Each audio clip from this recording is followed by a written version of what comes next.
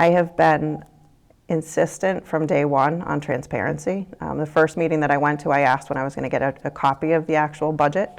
What we had at that time was a single sheet of paper. I'm holding it up because I remember holding it up at the meeting, and there was a single sheet of paper with 3 columns of what was claimed to be 3 years of actual expenses, and they weren't actuals. Paper was the same every year. Electricity was the same every year. And I insisted that I wanted those numbers. We now have a budget binder of probably 30 pages of legal-sized paper that folds out that we can look at. So everyone has a better idea of really what are we doing with our money, which is important. We're fiduciaries of the town. The second reason is I've been very intentional as well on making sure that we're recognizing the good as well as the bad. So I had started the Spotlight Award. That was kind of my thought.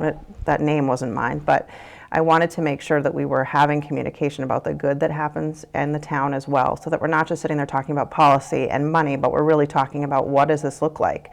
Who's doing a good job? How is this benefiting students? And start to build community in a way that was very intentional, so that we're talking about real people instead of just having this sort of like nebulous conversation about policy and money.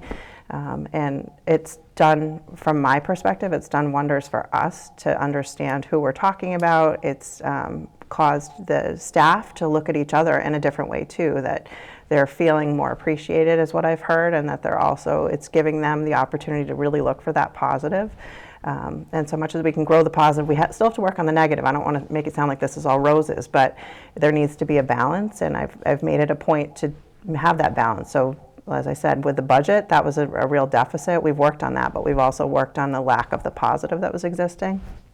And then the third reason, I don't know, I think just I've grew up here. I was a kid from North Attleboro, but I wasn't a North kid. I didn't go to public school, and I always wished I had. So I'm determined to make that experience as good as I can for my kids as well as other people's kids. I've said on Facebook that every child is deserving of the best that we can possibly give them, and you have to advocate in order to do that. We can't just passively sit and expect it to work out, and I will never sit passively. I'm very active. I'm very much an advocate. I do that. That's my personality as well as my profession, but I work as hard for other people's kids as I do my own, and I would do that. I'd continue to do that on the school committee.